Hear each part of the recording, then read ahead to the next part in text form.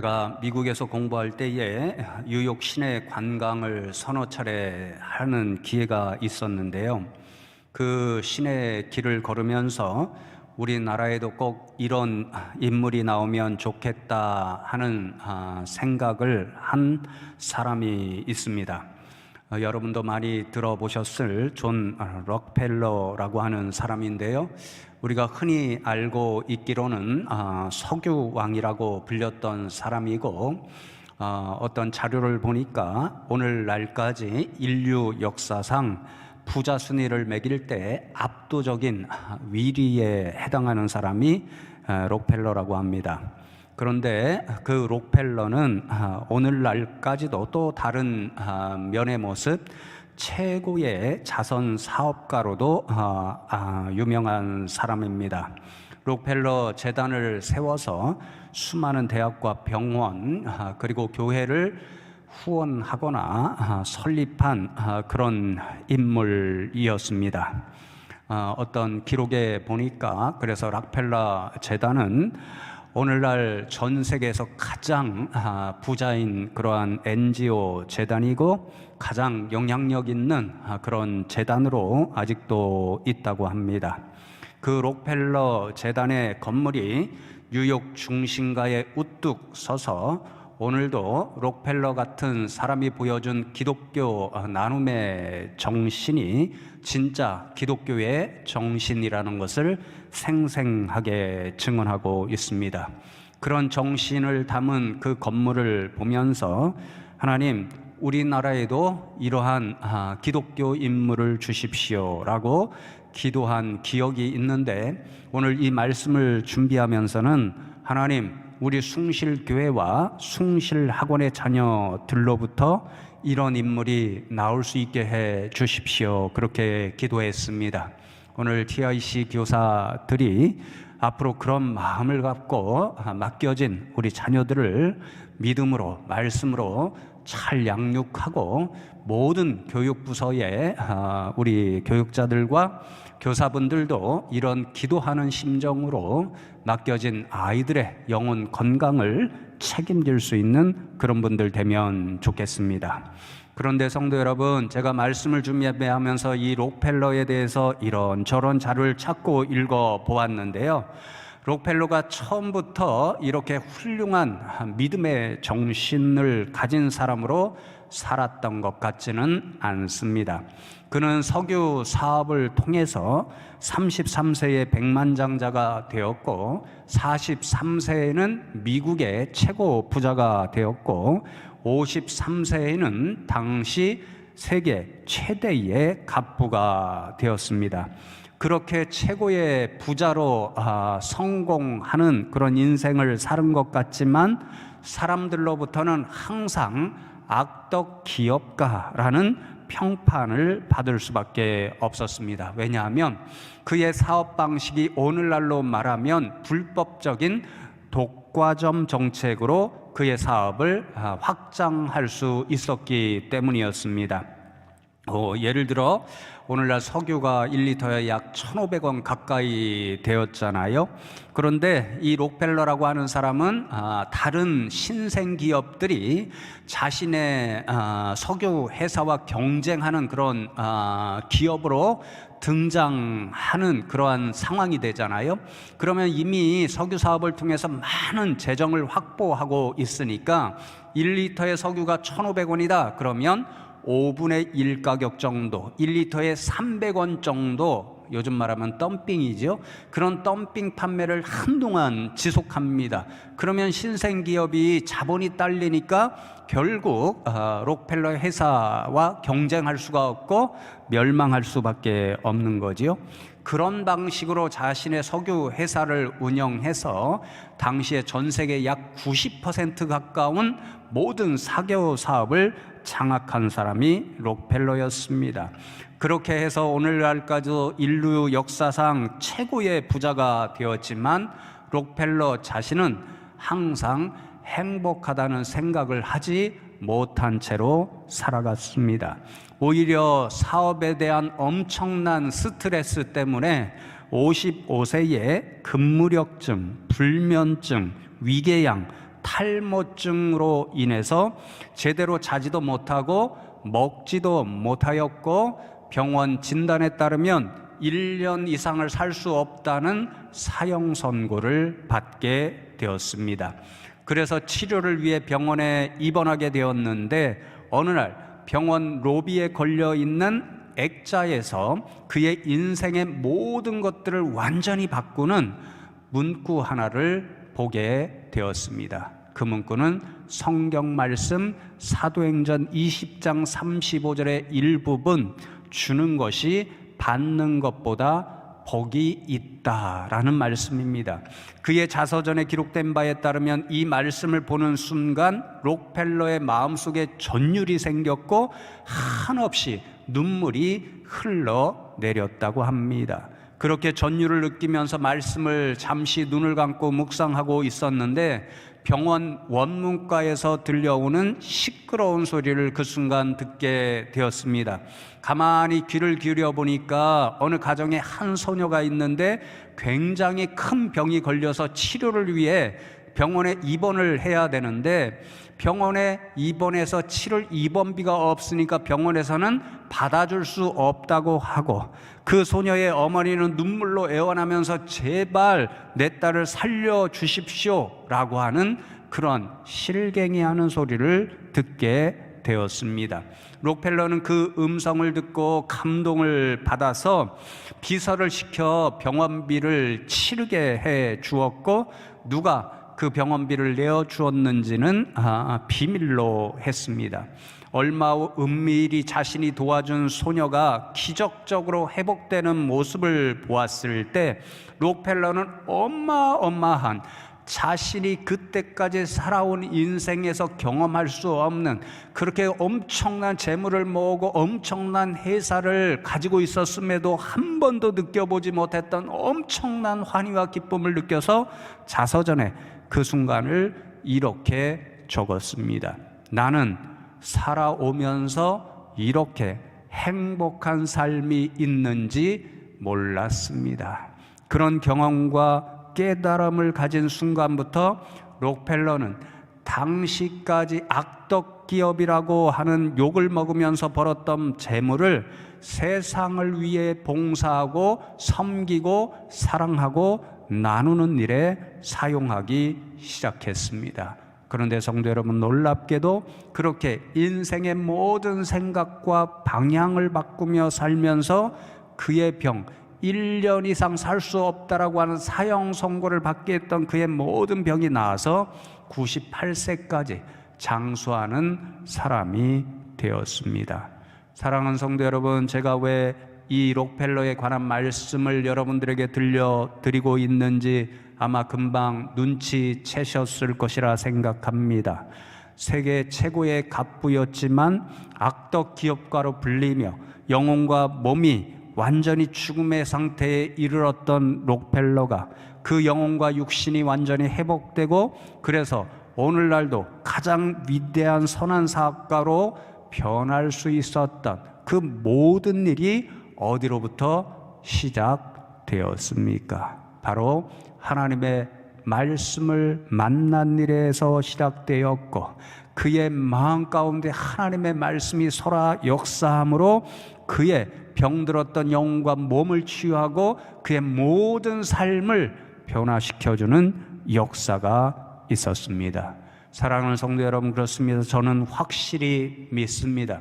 하나님의 말씀이 살아 역사할 때 우리의 죽었던 영혼이 소성되고 회복되는 은혜가 임하고, 이 땅에 오늘 세상으로부터 수많은 비난을 받고 있는 교회가 회복될 것이고, 마침내 나라와 민족이 회복될 줄로 믿습니다. 오늘 지난주에 이어서 다시 한번 나누게 되는 에스라 10장의 말씀이 우리에게 이러한 교훈을 다시 한번 새겨주는 하나님의 말씀입니다. 여러분, 오늘 에스라 10장 1절 말씀을 보면 에스라와 유다의 백성들이 하나님께 죄를 자복하고 회개하며 나아갔다 말씀합니다. 여러분, 이 말씀이 지금 에스라와 유대 백성들의 현실을 이야기해 주고 있죠. 당시에 그들의 현실은 하나님 앞에 죄를 짓고 살아가는 그런 상황 가운데 있었습니다. 무슨 죄를 짓고 살아가고 있었는지 아마 성도 여러분들 지난주에 제가 드린 말씀을 분명히 기억하고 계실 것입니다.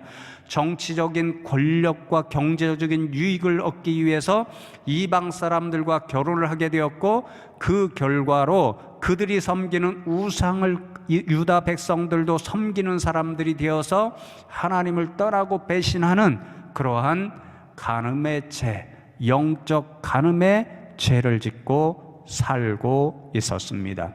그러므로 그들은 영적인 죽음의 상태에 빠져 있었습니다.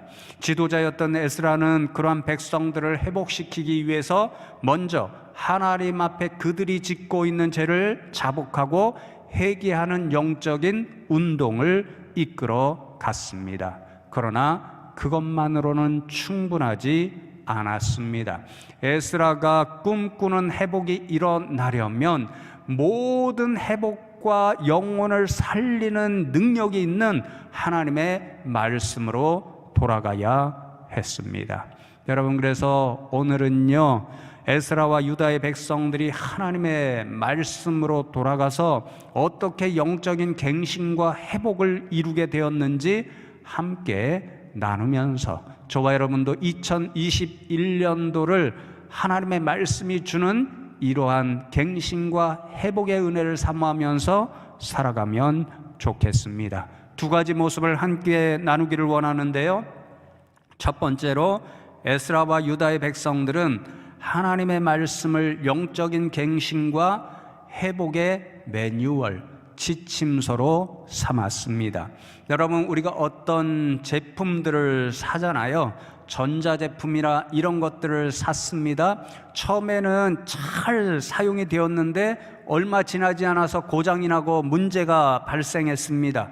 그 문제를 해결하기 위해서는 적어도 두 가지를 알아야 합니다. 하나는 이 문제를 일으킨 원인이 무엇인가, 그것을 정확히 알아내는 일이고, 그 문제의 원인이 된 것을 발견했다면 그 원인을 어떻게 하면 바로 잡을 수 있는가, 이 두 가지를 알아야 합니다. 그때 사용하는 것이 바로 그 제품을 살 때 함께 들어있는 매뉴얼, 사용 지침서인 거지요. 영적인 일도 유사합니다. 지금 유다의 백성들은 정치적인 권력과 경제적인 유익을 얻기 위해서 이방 사람들과 혼인관계를 맺게 되었고, 그 결과로 이방 사람들이 섬기는 우상 숭배에 빠짐으로 하나님과의 영적인 관계가 완전히 훼손되는 그런 죽음 상태에 이르게 되었습니다.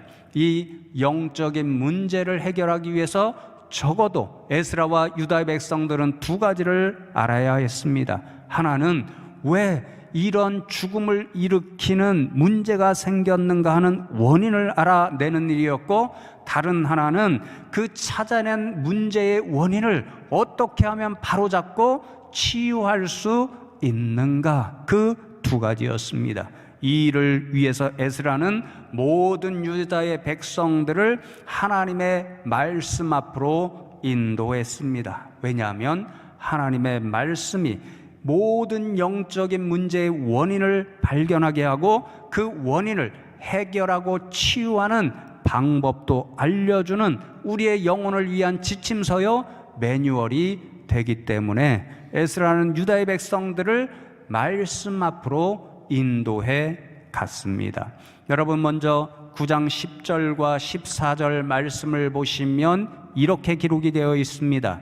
10절에 우리 하나님이여 이렇게 하신 후에도 우리가 주의 계명을 저버려 싸우니 이제 무슨 말씀을 하오리까, 그렇게 말씀하고, 14절에는 우리가 어찌 다시 주의 계명을 거역하고 이 가증한 백성들과 통혼하오리까, 그리하면 주께서 어찌 우리를 멸하시고 남아 피할 자가 없도록 진노하시지 아니하시리까.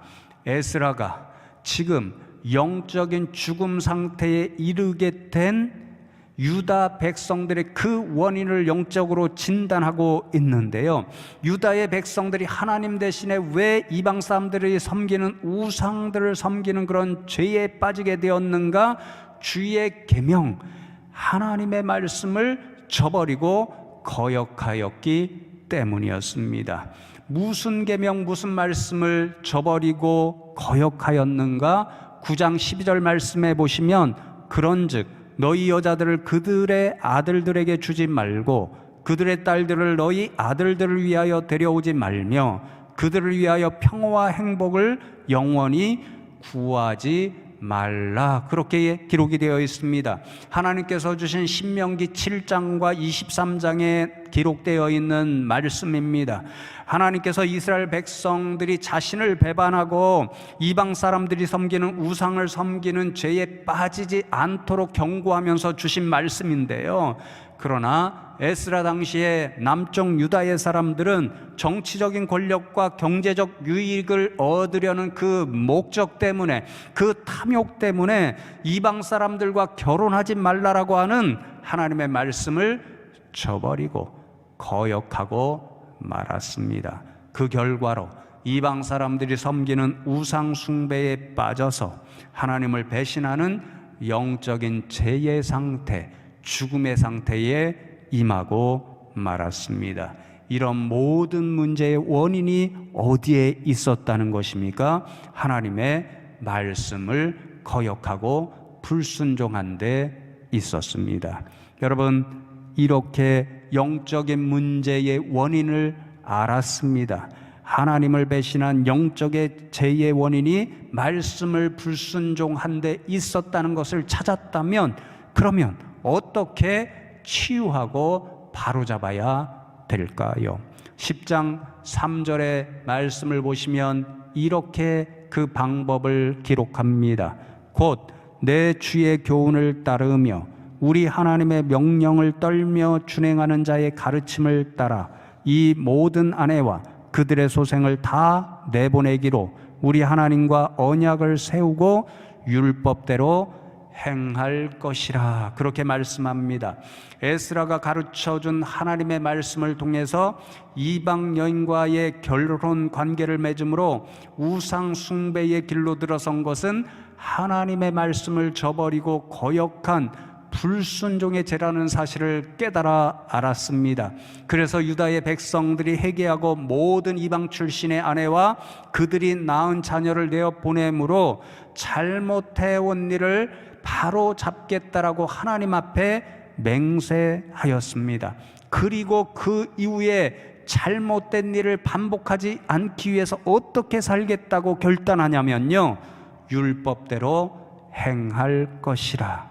이제 후로부터는 하나님의 말씀대로 하겠습니다. 하나님의 말씀 그대로 살겠습니다. 바로 그러한 고백이었습니다. 하나님의 말씀을 불순종한 데서 모든 영적인 문제와 죄가 발생하였으므로 이제 후로는 하나님의 말씀대로 사는 것, 이것이 문제의 해결 방법이었습니다. 하나님의 말씀에 우상 숭배의 위험이 있으니 이방 사람들과 결혼하지 말라 하신 그대로 이제 앞으로는 이방 여인들과 결혼하지 않겠다는 믿음의 결단이었고, 그렇게 하면 앞으로는 이방 사람들로 인해서 현혹되고 유혹되어서 우상을 섬기는 그러한 죄를 범하지 않게 되고 하나님과의 관계가 멀어져서 영적인 죽음의 상태에 이르게 되는 그러한 불행한 일이 발생하지 않을 것이라고 하는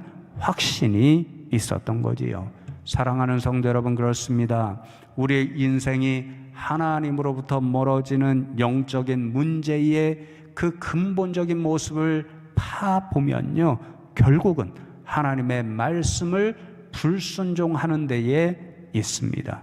그러므로 우리 가운데 나타나는 하나님으로부터 멀어지게 하고 세상을 가까이 하게 하는 그런 영적인 문제를 해결하고 회복하는 길로 나가려면 우리가 불순종했던 하나님의 말씀을 찾아서 그 말씀으로 돌아가 그 말씀대로 순종하며 살아가는 데 있습니다. 하나님의 말씀대로 순종하고 살면 우리의 영혼에는 문제가 생길 수가 없고 항상 영적으로 건강한 사람들로 살아갈 수가 있습니다.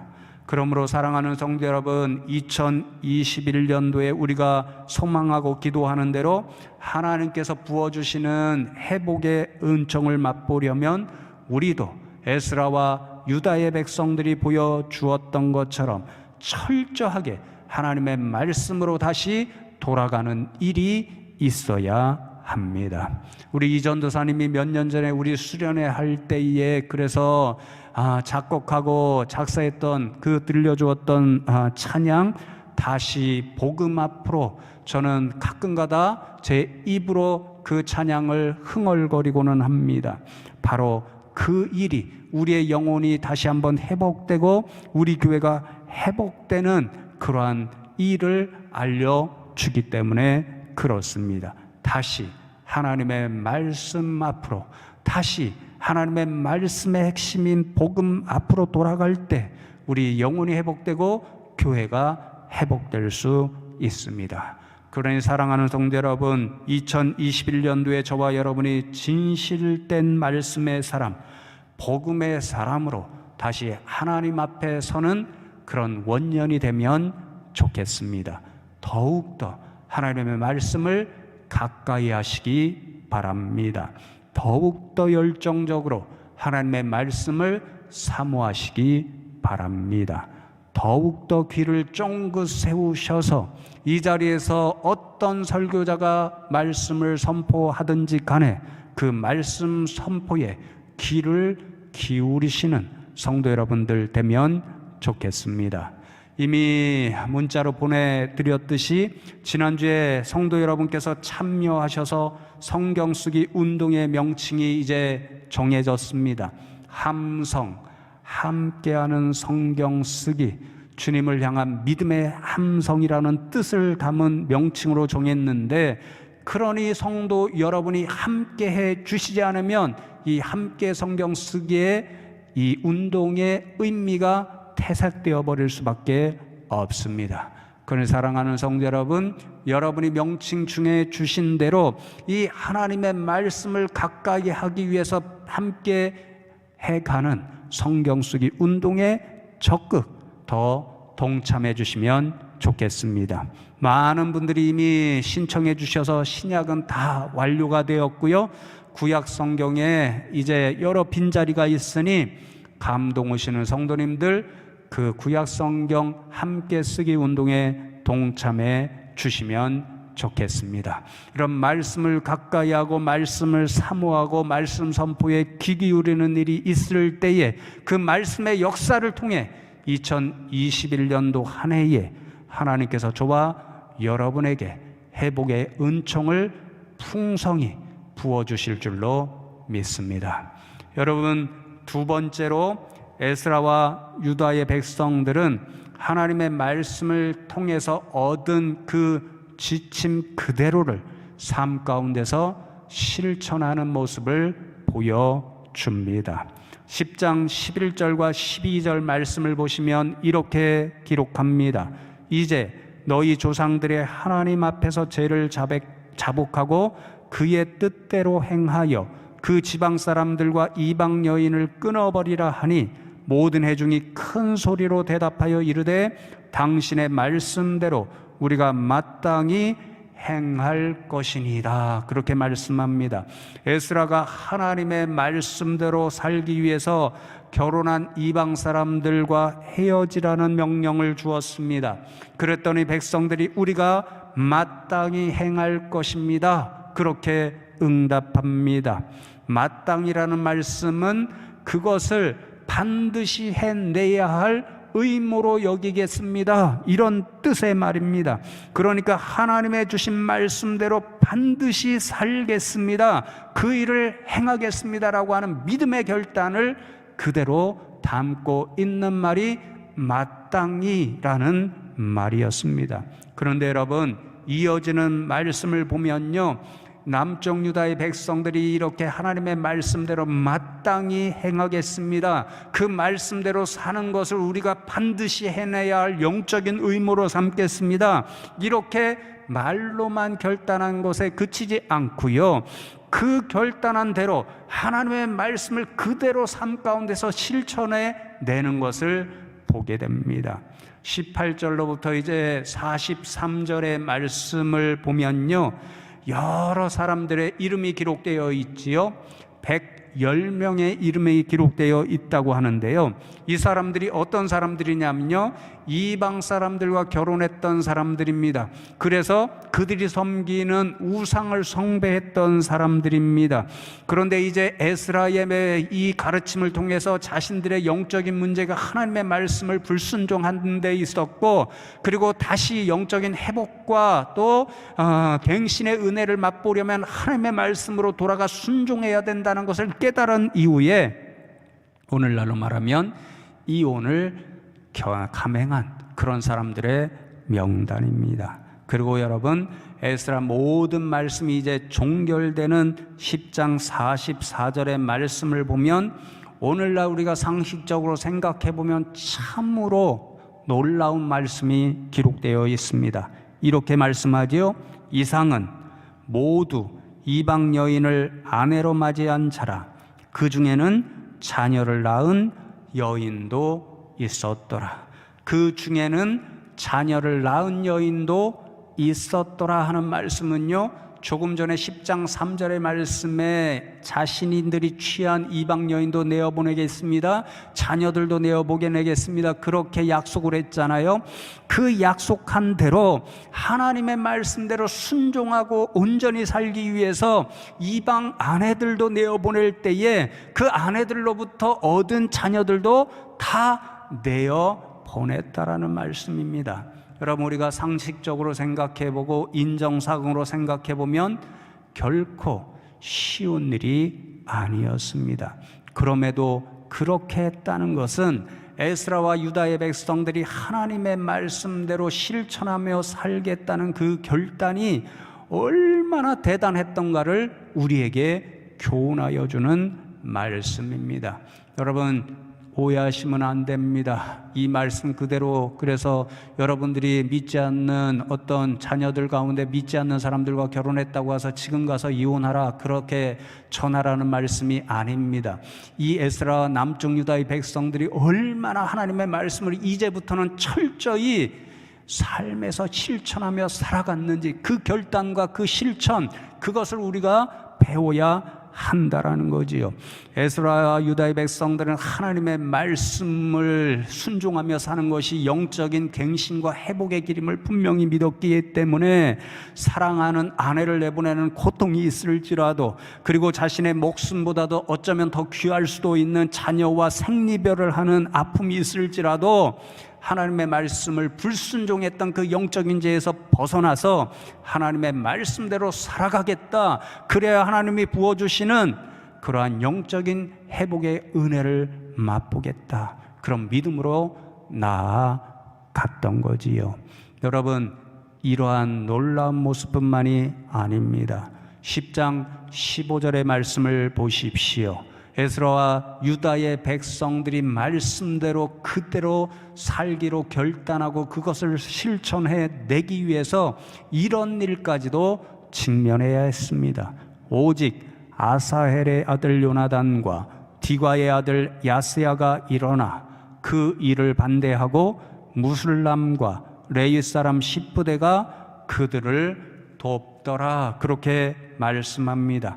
무슨 말씀이냐면요, 이제 에스라와 유다의 백성들이 하나님의 말씀대로만 100% 실천하며 살겠다, 그런 결단을 통해서 이방 사람들과의 결혼 관계를 정리하는 그런 일들을 의논해 가는 과정을 밟게 되잖아요.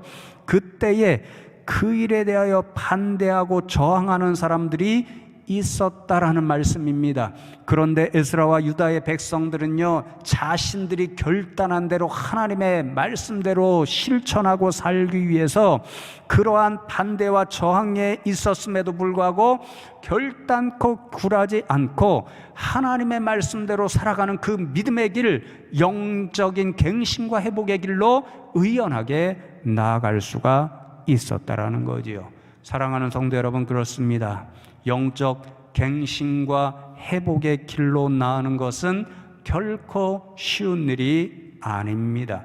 이 어려운 세상 가운데서 하나님의 말씀 그대로 실천하면서 살아가는 일도 결코 쉬운 일이 아닙니다. 반대의 일들이 있을 수 있습니다. 오늘 말씀처럼 저항하는 사람들도 있을 수 있습니다. 때로는 너무도 힘들 때도 있습니다. 아픔이 따를 때도 있습니다. 너무도 고통스러울 때도 있습니다. 그런데 그런 상황에 부딪혀서 포기해야 될까요? 그럴 수 없습니다. 포기하면, 주저앉으면 아무런 역사도, 아무런 회복의 은총도 누릴 수가 없기 때문입니다. 그러므로 아무리 힘이 드는 일이 있을지라도, 아무리 반대와 저항이 있을지라도 우리가 믿는 대로 영적인 회복의 길, 그 길이 옳다라고 생각한다면 우리는 그 모든 것에도 불구하고 영적 회복의 길로 나아가야 합니다. 하나님의 말씀 그대로 실천하고 사는 일로 나아가야 합니다. 그때에야만 하나님께서 부어주시는 회복의 은총을 맛볼 수 있습니다. 성도 여러분, 이제 말씀을 맺습니다. 저와 여러분이 이제 걸어가야 할 앞으로의 길, 우리 교회가 나가야 할 길도 그렇습니다. 올해 이제 비전 2030을 계획하고 저와 여러분이 함께 그 일을 위해서 나가려고 합니다. 그 길을 가다 보면 분명히 오늘 에스라와 유다의 백성들이 만났던 것처럼 힘든 일을 수없이 만나게 될 것입니다. 걱정하고 반대하는 음성도 들을 수 있습니다. 물질적인 어려움이 생길 수도 있습니다. 함께 일해가야 할 일꾼이 부족할 수도 있습니다. 그렇다고 포기하고 주저앉아 버려야 될까요? 결코 그럴 수 없습니다. 그것은 하나님의 뜻이 아닐 것입니다. 그만두고 포기한다면 아무런 하나님의 역사를 우리 교회가 이뤄낼 수 없습니다. 그러니 힘이 들어도 가야 합니다. 반대하는 음성, 걱정하는 소리가 있을지라도 그들도 함께 끌어안고 함께 그 길을 걸어가야 합니다. 일꾼이 부족하고 물질이 부족한 상황을 만나면 하나님께 우리의 연약함을 토로하고 부르짖어 기도하면서 마침내 끝까지 가야 합니다. 그렇게 포기하지 않고 끝까지 저와 여러분이 함께 가다 보면 하나님께서 은혜를 부어주셔서 부족해도 해낼 수 있는 일이 생깁니다. 세운 비전을 완수할 수 있는 그러한 은혜도 맛볼 수 있습니다. 그렇게 끝까지 해내고 가면 하나님께서도 기뻐하시고 저와 여러분도 큰 기쁨을 맛보게 될 줄로 믿습니다.